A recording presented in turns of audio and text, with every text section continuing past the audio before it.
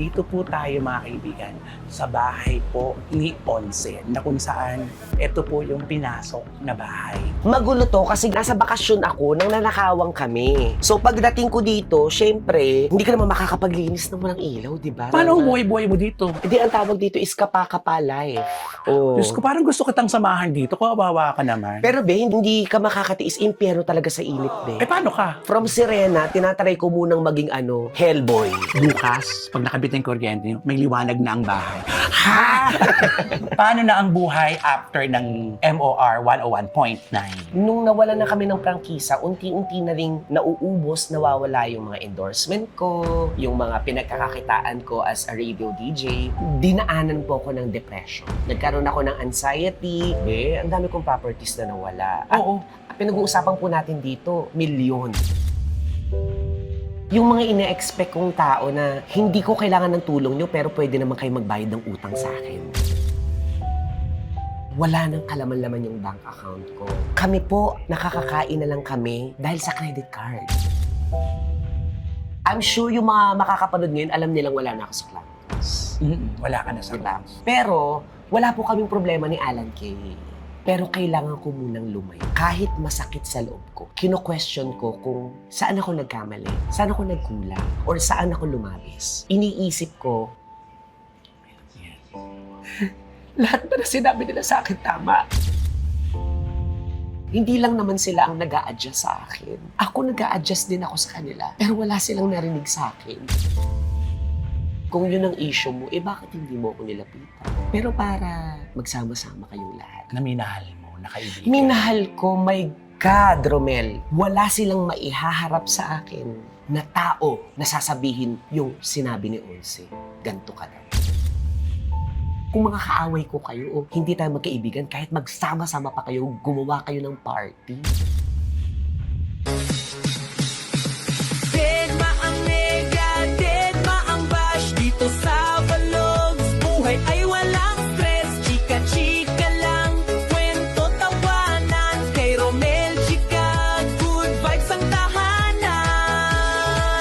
Ganon! Hello mga kachika! Welcome to my vlog. And for today's video mga kachika, meron po tayong agad-agad na dinalaw na kaibigan na matagal nating hindi nakakasama pero kilalang-kilala niyo po siya. Surprise kayo, mamaya ako nagpapakilala siya pero eto po, tignan niyo po kung bakit dito po ako nagsimula. Pero bago ang kwento mga kachika, please like, share, and subscribe para dumami tayo ng bonggang-bongga. Kaya naman tuloy ang ating kwento. Nandito po tayo mga kaibigan sa bahay po ni Onse na kung saan ito po yung pinasok na bahay ng isang araw. Imbis sasalubungin po sana natin ang Semana Santa, buhay na ang Panginoon. Alam mo yung Easter Sunday, masaya na po sana tayo. Pero iba po ang nangyari kay Onse, kay DJ Onse. Kaya atin pong alamin, kaya samahan niyo po ako. Puntahan na po natin si Onse. Ito po ang lugar nila. Yun yung pinasok. Yan.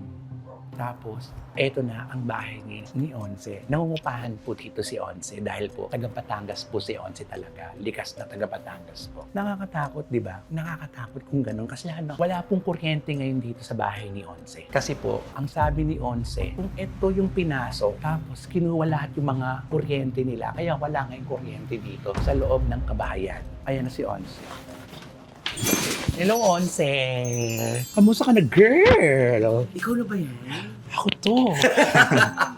Ano ba yan? Ay, baliktad yung t-shirt mo. Ganun talaga para hindi doon tayo mapasok ng aswang. Para hindi ka maligaw. Para hindi ka maligaw. Eto, ano nangyari sa girl? Girl. Ito na po mga kaibigan, welcome to my vlog. DJ Onse, ang famosong DJ Onse ng MOR 101.9 dati. Eto na. Pero ang dating, DZMM. Alam mo, nakita mo, sa kabila ng pinagdadaanan ni Onse, di ba? Nakukuha pa namin magbiruan, pero ganun talaga ang buhay. Oo, hindi ba gano'n naman talaga tayo mga komedyante? So, inano ka na, napakamo ng mukha, di ba? Hello mga kachika! Diyos ko, sa mga milyong-milyong taga-subaybay ni Romel Chika. Papasok ka dito, be. Wala kang makikita. Ba't wala kang dalang sariling ilaw? Alam mo naman kung ano nangyari sa akin? Oo na nga, ito na nga. Wala daw po kasing ilaw dito. Oo. Pero Ayan ba- mo, tingnan mo. Alam mo, Hindi walang ka ilaw. kakakuha. Ay, Ang liwanag sa ano. Diba? Mamahalin yung camera mo, Day. Oh, sa paliwanag mo naman bakit ganito ka, ano to? Magulo naglilinis ka? kasi, hindi kami naglilinis. At tawag dito, magulo to kasi nasa bakasyon ako nang nanakawang kami. So pagdating ko dito, syempre, hindi ka naman makakapaglinis ng walang ilaw, di ba? So tambak ka lang dyan, yan yung maleta ko. Galing pa akong Ilocos, from Ilocos, punta pa akong Batangas, from Batangas, dumiretso ko dito. Kaya yan, pagbaba mo dito, salpak ka lang ng salpak ng ano. Paano ang buhay-buhay mo dito? Hindi, ang tawag dito is kapakapa life. Ay, alam mo, napakagaling mo talaga. Kaya naniniwala talaga ako. Alam mo talaga ang gagawin mo eh. Sino ba nag-train sa akin? Di ba ikaw? Yes.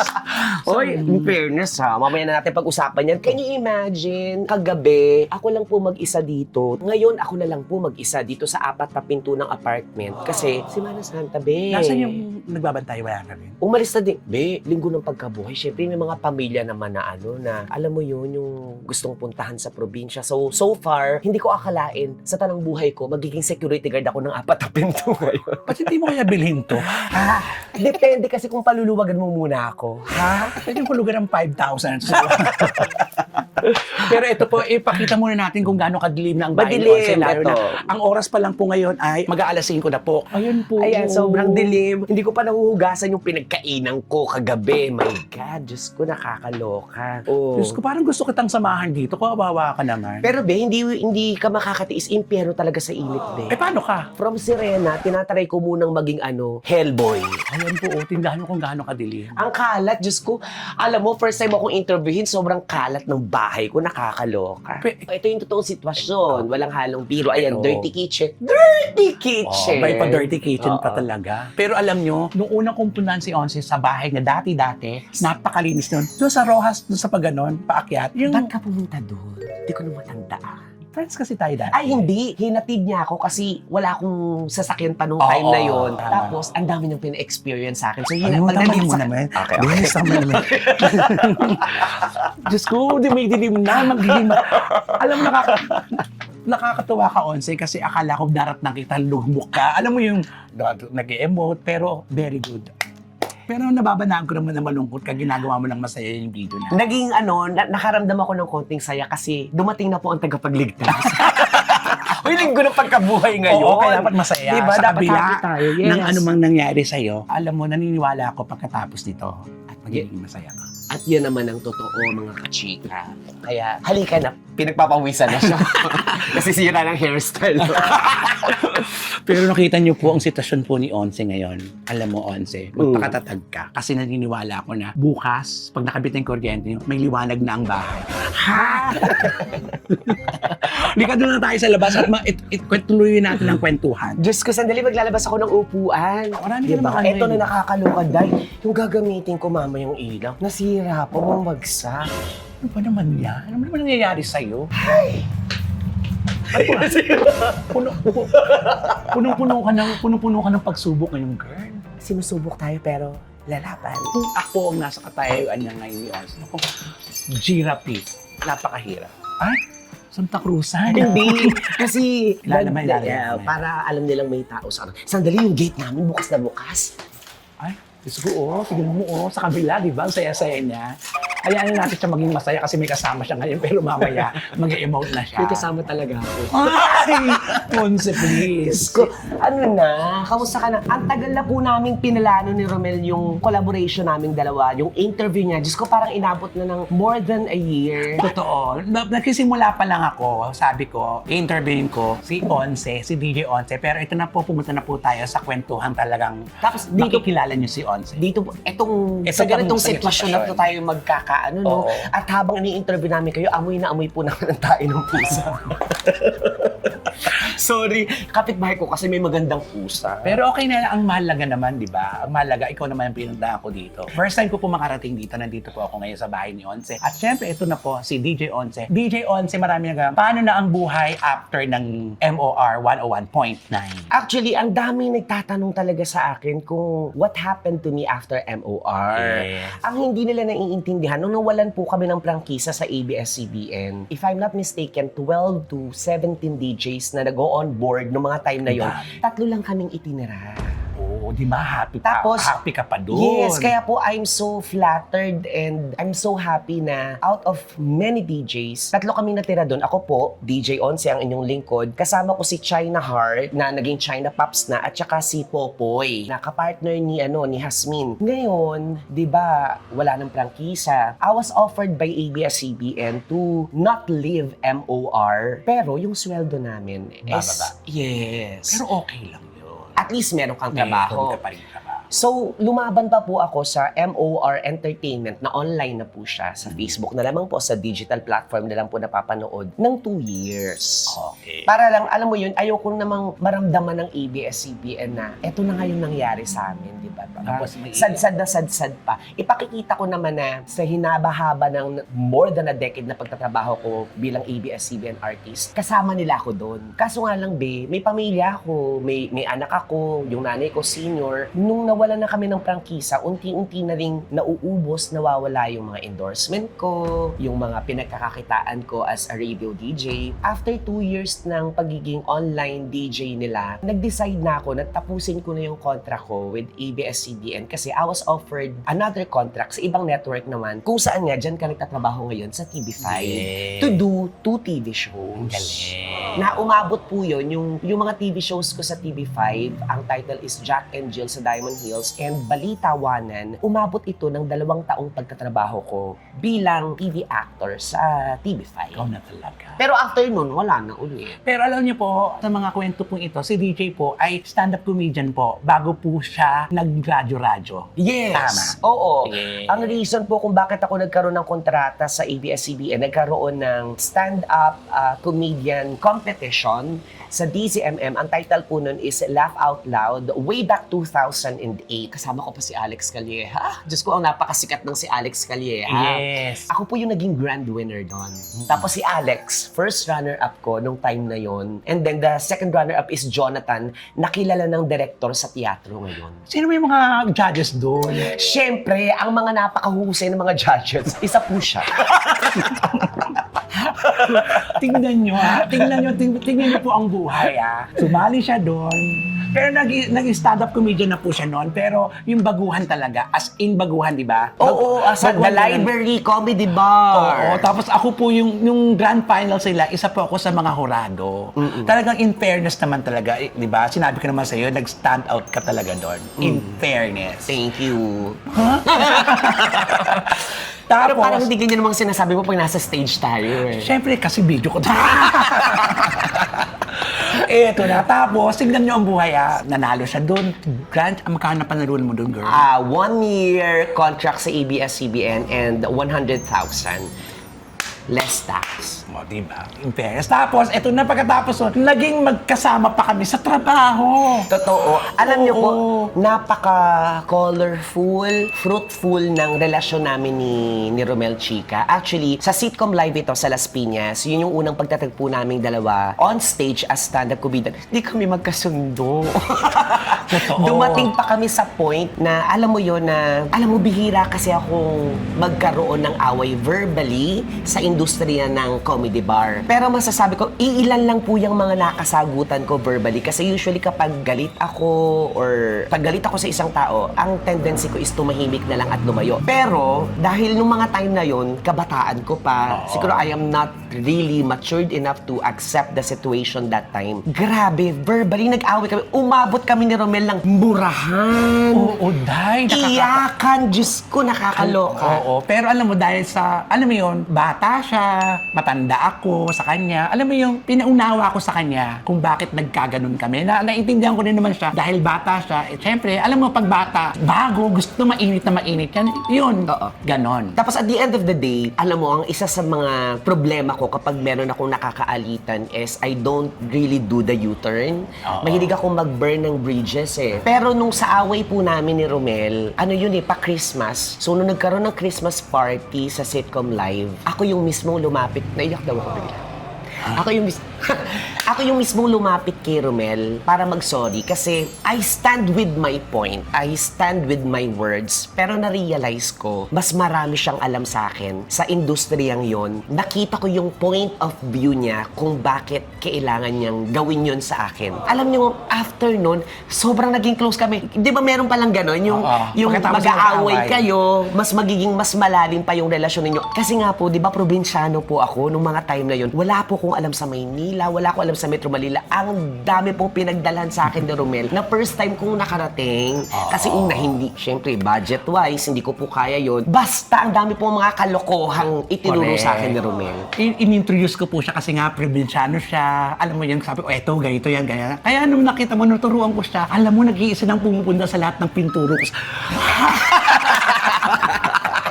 Diyos ko, ano ba yan? Bigla ko naalala. Pero ito na, back to sa ating kwentuhan. Tapos DJ Once, ngayon, nag-comedy pa ka. After the MOR, nagbago ang ihip ng buhay.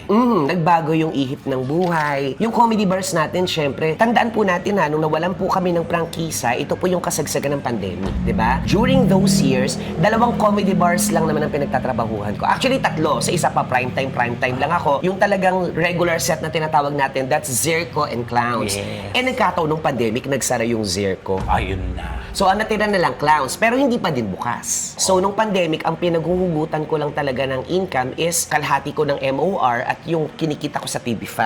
And then eventually, kung mapapansin nyo po, kung kayo nakasubaybay na sa akin ng matagal na panahon, nawala ako sa SOCMED. Totoo. Na hindi ako nagpo-post, nag-black profile ako, nag-let go po ako sa SECMED. Bakit? Dinaanan po ako ng depression. Nagkaroon ako ng anxiety, ayoko makakita ng tao, ayoko may makausap na ibang tao kasi mawala akong tao eh. I talk only to those people na may Few trust peoples ako. lang talaga. Few people, masaya na po ako kahit 5 lang yan. Masaya basta yung kaibigan ko matatawag. And then, hindi ko alam na yung pag-let go ko sa SOCMED nung medyo, ang dami kong properties na nawala. At Oo.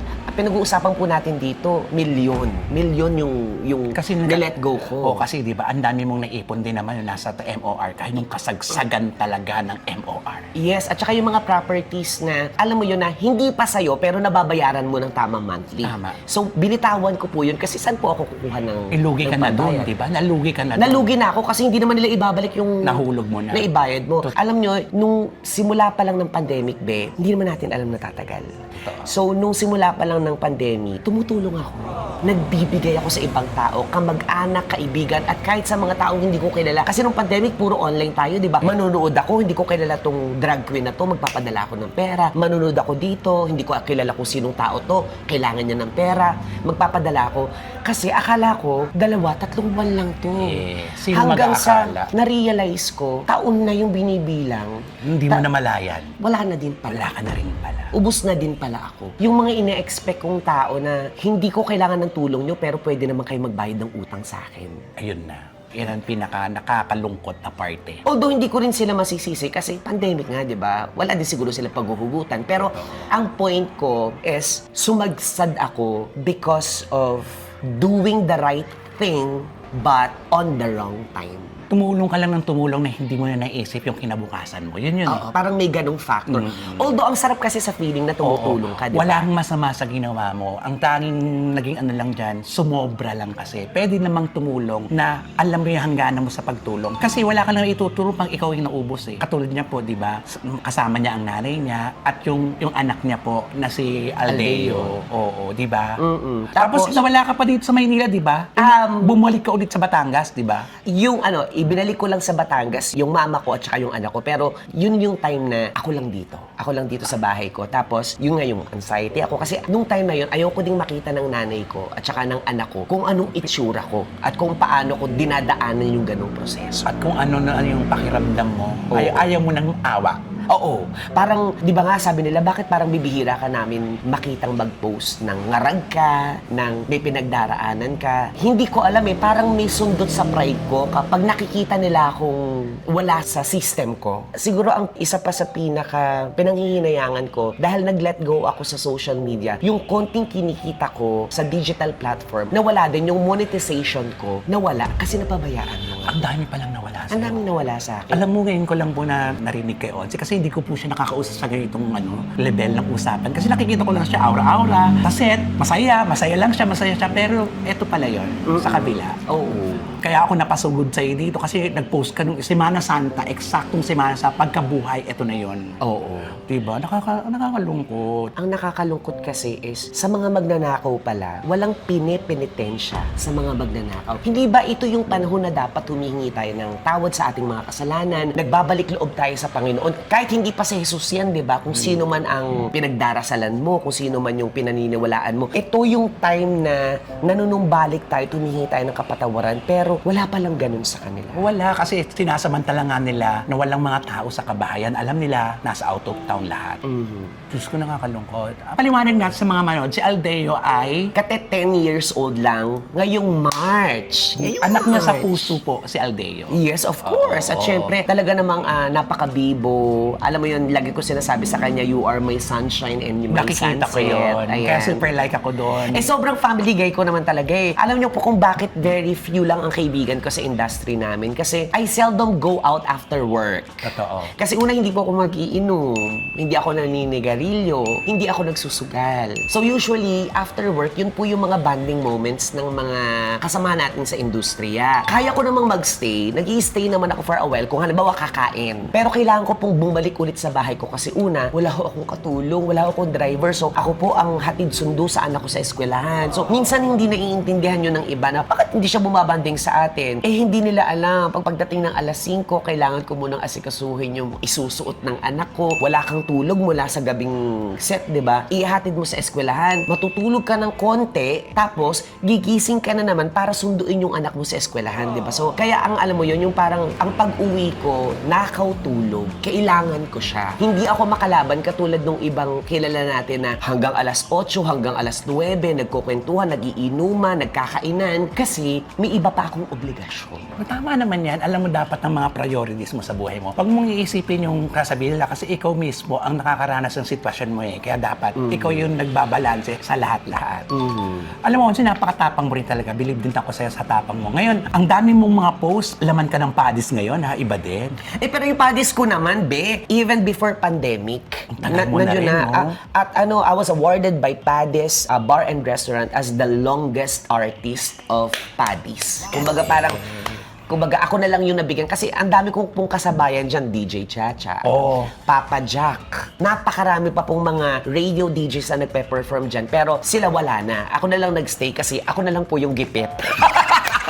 Sobra naman yung Charos, gipit. hindi. Iba din kasi ang pagmamahal ko sa Padis kasi during pandemic time, nung sarado ang Clown Zirco at saka The Library. Silang bumuhay din sa'yo. Oo, binubuhay nila ako. Sarado din naman sila, pero pinag-o-online nila ako. Ang galing. Sobra yung pagmamahal sa akin ng Padis. Ang galing. Sir Vince, I love you. Tsaka Diba? the rest of the Padis family. Halos lahat ng padis, nakikita ko, pinag-performan mo na, di ba? Umiikot tayo sa mga Umiikot iba't ka ibang na. branches. At padami ng padami ulit ang branches ng Padis. Nakakatuwa kasi ang dami nagsara ng pandemic tapos ngayon bumabalik na ulit. Nakakatuwa naman. At least magaganda yung mga balita kasi nakikita ko kasi may lungkot ang mga mata mo, friend. Di ba? Kasi nga naman, ikaw yung breadwinner, di ba, sa pamilya niya. Yes. Tapos, ikaw talaga lahat. Ano yung pinaka-mahirap na dinaanan mo? Siyempre tayo naman, hindi naman natin ipaparamdam sa kanila na nahihirapan tayo.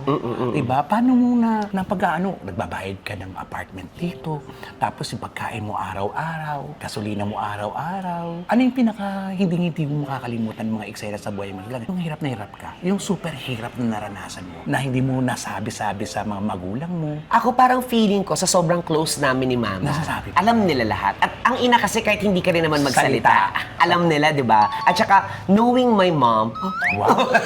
knowing my mom, yung nanay ko, kilalang-kilala niya ako pagkagising, papunta sa trabaho, pag-uwi. So, alam niya yung ruta ng buhay ko, 24 hours. Kaya kapag may nabago doon, alam niya na there's something different, there's something wrong. Sobrang blessed lang ako kasi yung nanay ko, sa edad niyang 68 years old, wala siyang maintenance, malakas, at very understanding sa kung anong meron kami ngayon. Sa anak ko din naman, alam din ng anak ko kung ano yung pinagdadaanan ng pamilya pamilya namin ngayon. And he's very understanding na, kasi di ba, iba pa rin yung buhay namin before pandemic eh. Kung anong ituro, hanggat Pwede. bilang magulang, kaya. Pero ngayon, mamimili na. Ako kasi po, sa totoo lang ha, I don't know, impulsive. Hindi ako tumitingin sa presyo. Pag lalo na sa groceries. Ngayon, Iniisa-isa mo na. Iniisa-isa mo na, ini-scan mo na kung ano yung mga presyo. Maraming makaka-relate sa atin yan yung dati. Yung dating buhay kasi mas magaang at Oo. saka marami kang trabaho. Oo. Pero ngayon, eto malakas ang yun. loob mong Yes. dumampot ng kung ano-ano.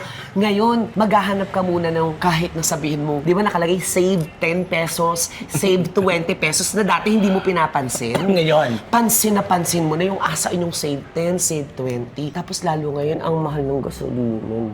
sobra. Ngayon wala siyang kasama ngayon kasi nasa probinsya ka. Pero darating din sila dito, di ba?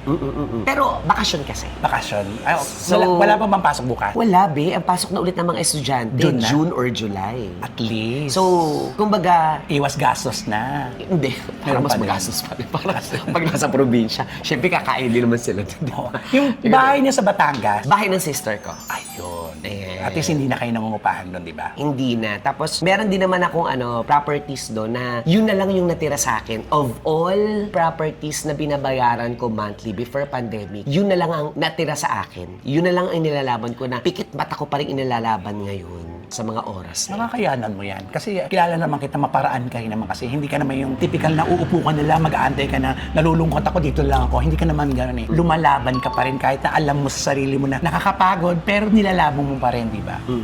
Buhay pag-ibig ni Onse, wala ka ng pag-ibig. Wala. Ang last ko, si Gio. Kilala mo si Gio? Nasa Oo, Amerika na yung ngayon. nagmamaraya. Yes! Oo. Samantalang ako nagre-regime.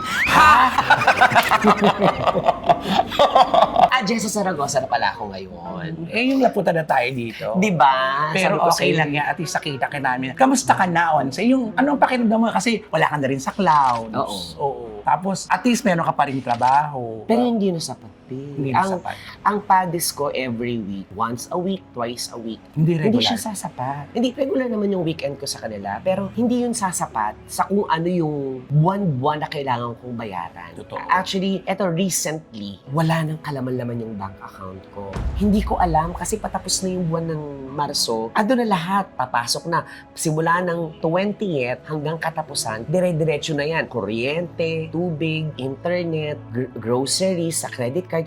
Kami po, nakakakain na lang kami dahil sa credit card. Swipe lang tayo ng swipe kasi ang iniisip ko parang Kailangan kaysa mo. magutom. Hindi kaya ng konsensya ko na makita kong hindi nakakakain yung nanay at saka yung anak ko, di ba? Lahat papasok na yung monthly ko na binabayaran, apartment, saan pa, basta kung ano man yung totality, wala na talaga. Hindi ko alam, tapos pikit mata talaga ako. Sabi ko talaga, paano to? Ano mangyayari? So yung mga tip na nakukuha ko sa set, yung mga foreign currency, Pinapalit mo na. pinuntahan ko na sa bangko. Pinapalitan ko na. Hindi ko yun. Di ba mga pang-emergency natin yun? Dumating na po ako sa point na pinapapalitan ko na yung mga ganong currency pero hindi pa rin sapat. Eto na yun yung pinakahuli. Buti na lang. Si Sir Jonas ng Ilocos biglang nagparakit sa akin. Alam mo yun, sabi ko, hindi ko alam kung paano ko mababayaran. Tapos, iba talaga, iba gumalaw ang nasa itaas. As in, yung parang maluloka-loka na ako kasi ang last option ko is, ang ipangbabayad mo lahat, credit card. Pero ang problema kasi, Pag mababaon. dumating na naman yun, nagpapatong-patong yung pag hindi mo nabayaran. Yes. Lalo kang mababaon. Magpapatong. So, ang ibig mong sabihin, sadsad ka na talaga. Kasi pag tinatanong kasi ako ng tao, naghihirap ka na ba? Ang sa akin kasi is, ano ba ang definition mo ng naghihirap? Kasi magkakaiba tayo ng definition ng totoo. naghihirap. Kung ang definition nyo po ng naghihirap is, hindi na kayo nakakakain, hindi kami naghihirap kasi nakakakain pa kami. Kung ang definition po ng naghihirap ka na ba is wala ka na bang matirahan, hindi kami naghihirap kasi may natitirahan pa ako. Kung ang definition nyo po ng naghihirap is wala ka bang trabaho, meron. Kahit pa paano may trabaho kasi hindi ako naghihirap. Pero kung ang definition nyo ng naghihirap is nangangamba ka ba na sa susunod na buwan? Wala ka ng pambayad sa lahat. Wala Mga ka ng pagkakautang pambayad mo. sa pagkakautang ko. Yes, masasabi ko na as of now, compared to my past life, kung yun ang basihan, oo, naghihirap na. Kasi ang fear ko kasi, be, is pag wala kang pera sa bangko, pag wala kang hawak na pera, nakakakaba, hindi lang sa monthly bills, kundi sa mga emergency. Katulad halimbawa ng, huwag naman sana mangyari, pero yung mga pagkaka-hospital. Diba? Kaya minsan, nagiging happy na lang tayo kahit wala tayong pera, basta wala lang may sakit. Thankful tayo din, di ba, walang sakit.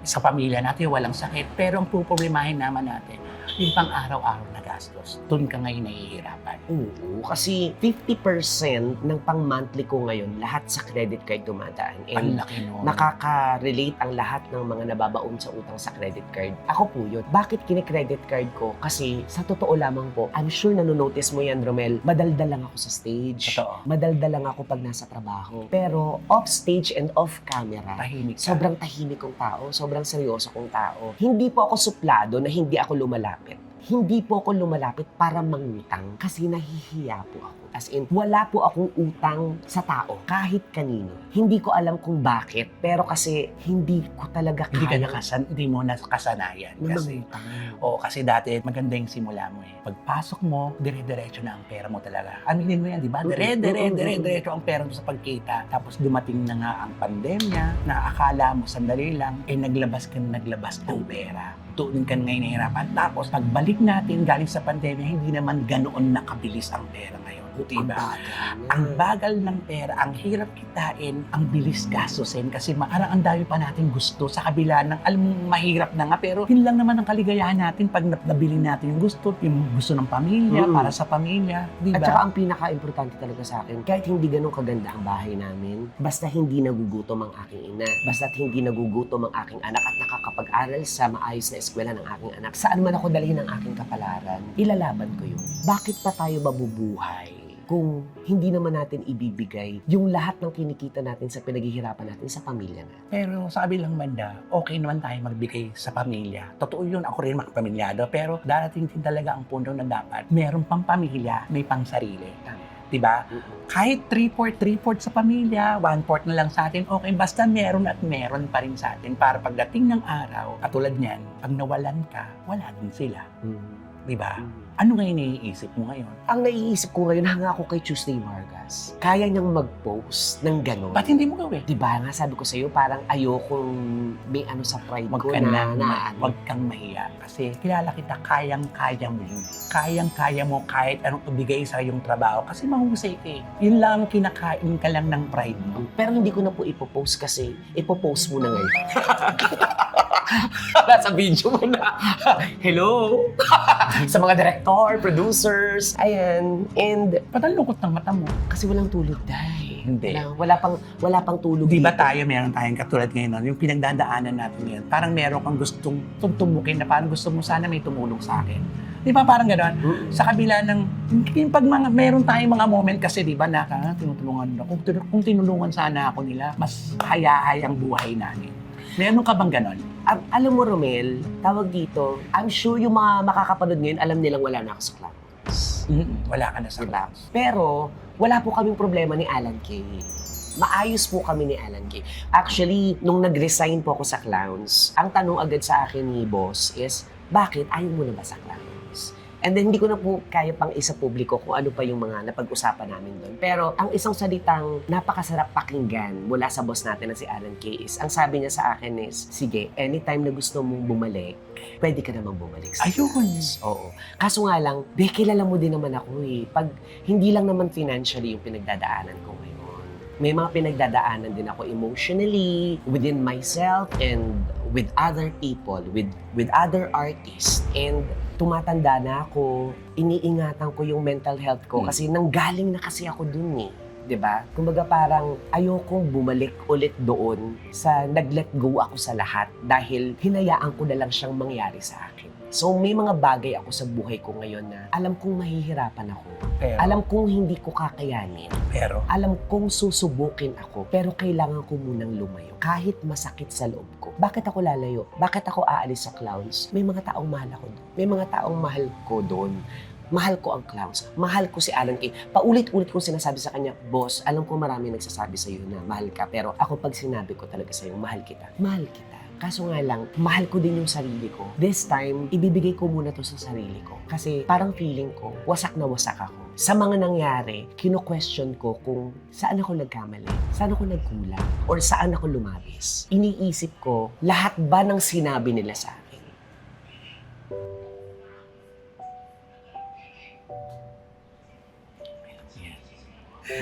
Lahat ba na sinabi nila sa akin tama? Kasi kung lahat, bakit pag magkakasama kami, hindi naman ganun yung pinapakita nila sa akin? Ang gusto ko lang masaya.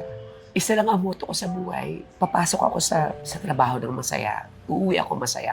Hindi perpekto ang comedy bars. May hindi ka makakasundo. Parang feeling ko lang naging unfair sa akin. Kasi may nakikita din naman akong pagkakamali ng iba. Pero hindi ko na pinapalulan. Hindi ko pinapalaki. Kasi hanggat kaya mong pagpasensya, hindi lang naman sila ang nag-a-adjust sa akin. Ako nag-a-adjust din ako sa kanila. Pero wala silang narinig sa akin. May mga tao kasi na ina-expect ko na talaga na may masasabing hindi maganda sa akin dahil hindi kami magkaibigan. At kaya ko yung tanggapin. Romel, sabihin mo sa akin, sige na to, may sinabing pangit laban sa'yo at hindi ko siya kaibigan. Maiintindihan ko kasi hindi kami magkaibigan. Pero kapag merong taong kaibigan ko or ina-assume ko na kaibigan kita, nagkikita tayo, nagkakasama tayo, na wala akong ipinaparamdam sa'yo na Doon ka na-hurt. sakit. Masakit in a way dahil parang sinasaksak ng paulit-ulit. At yun ang hindi nila naiintindihan kasi, sinabi pala ni Alan Kay na bumalik ka eh. Bakit ayaw mo? Hindi kasi nila naiintindihan kung ano yung pinagdaraanan ko. Ito na. Isa pa yan sa mga nagpapabigat ngayon ng nararamdaman mo. Sa kabila ng pinagdadaanan mo to, meron ka pang bit na tampo. Sabihin natin tampo, di ba? Hindi galit eh. Tampo. More on disappointment. Kasi may mga tao akong kilala na, okay naman tayo. Kung yun ang issue mo, bakit hindi mo ako nilapitan? Hindi ba? Kung magkaibigan tayo, Mel, may ginawa ka, ganito. Baka pwedeng, Kaswalin ka na lang, di ba? di ba? Pero para magsama-sama kayong lahat. Kung mga kaaway ko kayo, hindi tayo magkaibigan, kahit magsama-sama pa kayo, gumawa kayo ng part, okay lang sa akin. Pero may mga taong hindi ko ine-expect. Na minahal mo, na kaibigan. Minahal ko, my God, Romel, wala silang maihaharap sa akin na tao na sasabihin yung sinabi ni Onse. Ganto ka na. Wala. Kasi ganun ako magmahal ng kaibigan. Kasi hindi ko po siya kasama kasi sa set. Kaya wala po akong, alam mo yun, pinakikinggan ko po siya kung paano siya magkwento. Alam mo yun, hindi po kasi kayo magkasama. Kaya alam mo, isa na rin yan, siguro maganda na rin to para, alam mo yun, mailabas mo na rin yan. Kasi I'm sure, hindi mo pa nailalabas yan magmula noon. Wala. After ng mga nangyayari, I chose to left the place and to stay out of connection from those people. Yun ang ginawa mo. Kasi ganun ako eh. Simula una hanggang ngayon, na sinasabi nga sa akin ng kaibigan ko na kailangan medyo baguhin mo ng konti. Kaso nga lang, that is my way of protecting myself. Sanay kasi sila ng mag-aaway tayo ngayon tapos bukas bati na tayo. Mga ganon. Sisiraan kita ngayon, ipopost kita ngayon sa social media, papangalanan pa kita, tapos next week okay na tayo. Hindi kasi ako sanay ng ganun. Sobrang easy lang ng buhay ko. Kung okay tayo, okay tayo. Kung hindi tayo okay, kung hindi mo ako gusto, okay din lang yun sa akin. Pwede tayong hindi mag-usap, pwede tayong hindi mag-banding, pero hindi natin kailangan magsiraan. Hindi natin kailangan mag-away. Kasi never, wala yata akong natatandaan na nag-post ako na nag-name drop ako, nag-rant ako. Meron, may mga part ng rant ng professionalism pagdating sa trabaho. Pero yung Walang name dropping. hindi, kasi hindi ko talaga siya personality. Anong sabi ng mama mo? Siyempre. Hindi kayo nagkatrabaho sa amin, Siyempre, sa in pain. Alam niya kung gaano ko kamahal yung trabaho ko sa Comedy Bars. Alam niya kung ano yung mga ipinagpalit ko dahil sa Comedy Bars. Yung mga oportunidad na makapagtrabaho sa ibang bansa, oportunidad na tumira sa ibang bansa. Hindi ko yun ginawa kasi sabi ko, dito ko sa masaya yung kapag nasa entablado ko ng Comedy Bars. Yun siguro, aside from financial struggles, siguro emotionally, it's attacking me right now. Kaya ang ginawa ko, Romel, nagpaka-busy ako. Napansin mo, hindi ako ganun dati sa content creation. Ngayon kung saan ako pumupunta, wala naman akong kinikita. Alam mo yan. Kahit sabihin mo pang umabot na ako ng 1,000,000 views, alam mo kung magkano lang ang kitaan doon. At hindi pa rin naman ako monetize sa YouTube. Lahat sa akin papalabas. Tsakain mo lang. Tapos, ginagawa ko lang yun kasi somehow, nakakatulong yun sa akin to forget things. Very good. Yun ang maganda, yun ang therapy mo. At least hinahanapan mo kung paano mo malampasan lahat yung mga nararanasan mo. Pero sa dumating sa puntong, makinig ka rin sa iba. Walang masama kung pagbibigyan mo rin naman sila. Pero kung iniisip mo lagi na, eto kasi ako. Pero siguro it's about time siguro, i-absorb mo rin yung sinasabi nila. Actually, okay naman yung mga sinabi nila na towards me. Kaya ko naman mag-adjust eh. Kung yun ang problem, it's easy to adjust. Ang masakit kasi sa akin is those people who rant against me. Doon ka na hurt. Diba? Kasi kaibigan tayo eh. Diba? Ano bang sinabi mo na lang sa akin kasi pinagtulong-tulungan niyo ako? Di ba? Ang easy lang nun, adjustment lang yun eh. Ang masakit, bakit pinalaki nyo? Na pwede naman nating pag-usapan ng tayo lang. Well, yung mga taong hindi ko kasundo, okay lang sa akin, huwag na tayo mag-usap. Pero yung mga taong kasundo, Doon ka, Lord. Oo. Doon ka mo. yun doon ka yung, lalo, yun yung ano ko, yun yung turning point ko ng pag-alis. Ang wish ko sa'yo, maging okay ka. Okay na okay. Ayun. Yun. Alam mo Yun yung okay na okay ka. Na dating yung 11, maibalik mo. Oo. Tapos syempre, kumbaga parang, ang gusto ko talaga, kung ano man yung paggawa ng content creation, ano siya out of the box of my personality. Kasi 2 decades po akong bahay, comedy bar, TV, radyo, bahay, comedy bar, 2 dekadang ganun. Etong ginagawa mo years ago, ginagawa ko ngayon. Di ba? So, nung ginagawa ko na yung content creation, doon ko nalaman yung struggle ng mga content creators, Nakahirap. ng mga vloggers. Kasi sinasabi nila, hindi ganun kadali. And nakatulong sa akin yung pagiging radio person ko. Totoo. Kasi sa radyo, alam mo yan, Totoo. kung nga swerte ka, may partner ka pa Yes. sa radyo, di ba? Ako po kasi sa radyo. Si Nanay Christy, syempre, alam mo na. At saka hindi yung nandun ka sa DZMM. sa DZMM, may Correct. kapartner ka. Ako kasi talaga, nagkaroon ako ng radyo na Solo ako lang ka. mag-isa. So, ako nagpe-play ng music, sound effects Lahat. akin, camera ko akin, lahat. So, isang magandang training ground yung naging buhay ko sa radyo sa paggawa ng content creation. Imbitahan mo sila. Yes, sa mga kachika at sa mga mayayamang friend po. Ni Romel. Sobrang mayayamang. Kilala kita, wala kang kaibigan mahirap. Sobrang ka nakakahiya. Sa mga mayayaman po friends ni Romel Chica, nasa content creation na po ako. So, ang atake ko po is medyo ibang Kakaiba. atake. Kakaiba. di ba? Oo, Dahil totoo. parang yun naman yung parang gusto nating ibigay sa market. Totoo. Para iba-iba. Para Mas maganda, iba-iba, di iba-iba. ba? Kuhanin niyo po ako kung feeling niyo po swak sa inyo yung content creation na ginagawa ko. Kuhanin niyo po ako kung feeling niyo naman po hindi swak para sa business ninyo, mag-Gcash na lang po kayo sa akin. Ayun. O Paymaya. Ano gusto? Bago natin tapusin to, anong gusto mo sabihin sa mami mo at saka kay Aldeo? Life is not easy, but it becomes easier with you, my mom and my son. Yun talaga Totoo, siya. Totoo ka. Lahat Totoo. talaga madali pag lalo na nandiyan yung mga mahal mo sa buhay.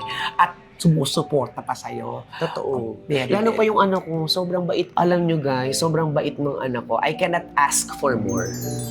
Diba? Yan ang magpapasaya sa'yo. Tsaka yung nanay ko, Siyempre. from the very beginning hanggang ngayon, nakasuporta sa akin. Hay, alam ko po, dun sa mga nanonood na may pinagdadaanan katulad ng sa akin, siguro ang one piece of advice to end this interview para sa inyo ay, there's hope. Tama. There's always hope. Hindi nga lang ibibigay kaagad sa inyo. Tama. Pero nakikita nung nasa taas kung saan ka dadaan, ibibigay sa'yo, bibigyan ka ng liwanag kung saang ruta. Ipapakilala ka sa mga mas tamang tao, dadalhin ka sa mas tamang lugar, at ipaparamdam sa'yo na kung dumating ka man sa pinakasadsad na part ng buhay mo, Hindi doon natatapos. hindi doon natatapos. Dahil ang buhay natin, di ba parang gulo nga, umiikot. Kapag nasa itaas ka, wala ka namang ibang pupuntahan kundi bababa. At pag nasa baba ka, wala ka namang ibang pupuntahan kundi pataas ulit. So siguro, sa punto ng buhay ko ngayon, nandito ako ngayon sa pinakamababang part ng life ko. Pero, hindi lahat ng nangyari is masakit kasi mas nakita ko kung sino yung mga taong dapat kong pakisamahan. Mas nakita ko yung mga taong nagmamahal sa akin at magbibigay sa akin ng mas bago pang oportunidad para malagpasan at mapagtagumpayan ko kung ano pa yung meron ako. Lagi nilang tinatanong, di ba dati ka namang mahirap? Di ba? Ano sinasagot mo doon? Sabi ko, oo, dati akong mahirap. Kaya hindi ka takot. Naiahon ko sa kahirapan. Kaya hindi ako natatakot na maging mahirap ulit. Hindi po yan totoo. Dati sinasabi ko yan sa bawat interview. Mahirap ako dati. Hindi ako natatakot na maging mahirap ulit. Hindi po yan totoo. Nakakatakot pong maging mahirap ulit. Dahil na-experience mo na yung alwan ng buhay Tama. nang meron ka na. Perfect. Kaya ngayon, kung ano man yung pinagdadaan mo, hinahanda ka lang ng Panginoon sa mas magarang buhay. Yun eh, di ba? Siguro nakalimot ka. Sa Panginoon, hindi naman. Siguro ano lang to, part siguro ito ng journey ko para Kinalabit ka niya. kinalabit niya ako to realize more things in life. Kasi Perfect. yung faith ko naman, hindi naman nawala. Tama. Hindi naman ako umabot sa puntong kinalimutan ko siya. Hindi naman ako umabot sa puntong hindi ko siya pinasasalamatan sa bawat araw ng pagising ng pamilya ko. May pinarealize lang siya sa akin ng pagkakamali ko at kung ano pa yung kailangan kong gawin sa buhay ko, i-improve Sa buhay. sa buhay ko. Perfect. Kaya, alam kong malapit ang loob mo kay Nanay Christy. Nanay Christy, alam kong luwag-luwag ka dyan. Baka naman. Hoy, nahirakat na ako ni Nanay Christy dati. Ay, nako. Diyos ko si Nanay Christy. Pero alam mo, Onse, sa haba ng ating pag-uusap, basta kilala kita. Hindi ikaw yung uupo lang dyan. Kahit na binigyan ka ng upuan, kaya mong upuan ng lahat. Alam mo yon? Ganyan ka eh. Ganun ka kachika. Kahit na 100 tao dito, kaya mong kausapin lahat yan pag gusto mo. Oh, ang galing mo. Di ba? Natumbok mo siya. Kaya sana dumating ang oras na pag merong pagkakataon, sige lang girl, ilaban mo lang. Yun ang the word, di ba? Ilaban mo lang para sa ekonomiya. Gusto kong pasalamatan si Romel. Ano ba? Kasi, siya yung klase ng kaibigan ko na hindi ko naman nakakausap araw-araw. Totoo. Alam mo yun, yung hindi ko nakakabanding araw-araw. Pero Romel, alam mo, ito yung nararamdaman ko as of now ha, na hindi mo ako kayang siraan. Na hindi mo ako kayang hilahin pababa for the sake of umangat ka lang. Marami na tayong pinag-away tayo at lahat-lahat. Never kang nakarinig sa akin ng mga bagay-bagay. Ganyan. Hindi ako yun. Parang feeling ko, natapos na natin yung point Na ng gano'n. ganun yung tayong dalawa. Correct. Kumbaga parang dumating na tayo sa point na alam na natin yung mga kalibre nung Tama. isa't isa. Kaya ako po ay nagpapasalamat at suportahan niyo po ang aking friend na si Romel sa kanyang mga vlogs. Onsenyans. Oo, mga Onsenyans. Las Piñas ka pa rin ba? Oo. Las Piñas chapter. Yeah! So, ayan. Maraming salamat at hopefully, Diyos ko, nakakaloka. Ngayon talaga nangyari tong interview na to. Maraming salamat sa'yo. Basta, kapit ka lang, naniniwala ko, hindi man ngayon, hindi man bukas, pero darating ang araw mo ulit.